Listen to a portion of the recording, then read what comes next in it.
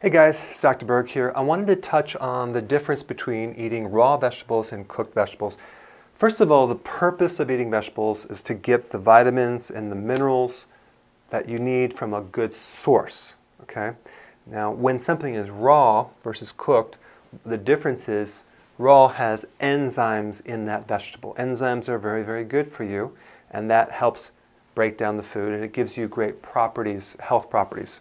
But the problem is that many people are missing the normal enzymes that the pancreas is supposed to release to be able to digest some of these fibers in the vegetable. For example, if I consume broccoli, it will cause serious pain in my intestinal tract. I can consume cabbage all day long, I could do kale, but broccoli, for some reason, tears me up.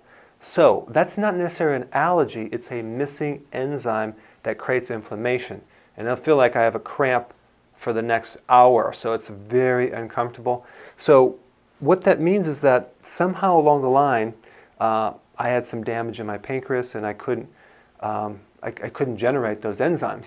So that's one thing, but there's other things too. If your stomach has low acid, and the way you know your stomach has low acid is that you have indigestion, like you eat food and it gets stuck there. Or you have acid reflux, or you have GERD, or you might have constipation or bloating. That means the acids are lower. And if the acids are lower, it can't create the triggering effect for the release of enzymes from your pancreas. So that could be the very reason why you're not releasing the enzymes. Because when I was in college, grad school, I was taking the megapacks of Rolaids because I had heartburn like crazy. Little did I know that was caused by not enough acid from all the stress that I was going through. But that's something that you can, if you actually just increase the pH of the stomach, acidify the stomach, many times you can see a great benefit of the full digestion of even vegetables. So that's something to look at. The next thing is that you have low good bacteria in your gut. If the bacteria, by the way, 90% of this friendly bacteria does the digestion in the small intestine. If you don't have enough of that, then you're going to get a lot of bloating and excess fermentation and rotting and all sorts of problems. But these microbes are the things that make enzymes for these fibers. In other words, they live on fiber. Now, if you're not used to consuming kale or a lot of other vegetables that you don't normally eat, like even broccoli or cabbage, maybe you have just like iceberg lettuce or spring green, and then you switch over, you haven't developed the enzymes yet. And these microbes have to grow and adapt to your foods over a slower period of time before you can digest them. So if you change over and you feel like you're not losing weight and you feel bloated, all that means is you got to cut it back. You're not ready to consume that many vegetables because that's too much fiber for these microbes to deal with. Now what I do is I have you go back to those vegetables that you were consuming before and gradually introduce it until you can achieve 7 to 10 cups of vegetables. But you have to sometimes ease into it. You can't do it overnight. The other thing you can do is you can steam the vegetables or cook them.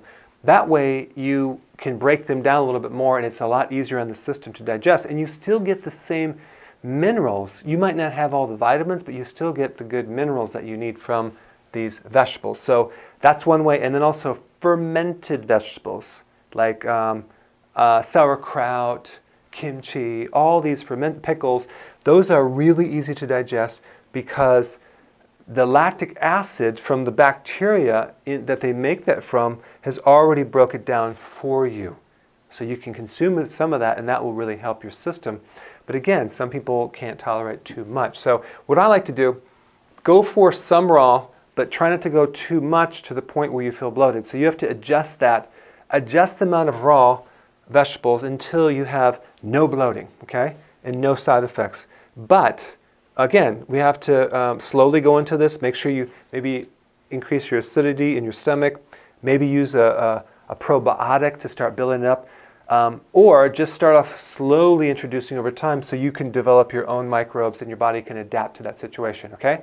So that's the only point I want to make between these two. So go ahead and comment below and I'll see you in the next video. Before you go real quick, I have a course entitled How to Bulletproof Your Immune System. It's a free course. I want you to take it. And here's why. Here's you. Here is your environment. Everyone is focused on this over here, avoiding your environment. But what about here? What about strengthening your immune system? That's what's missing.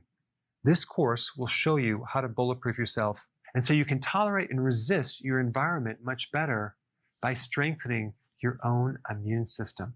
I put a link down in the description right down below. Check it out and get signed up today. Hey, before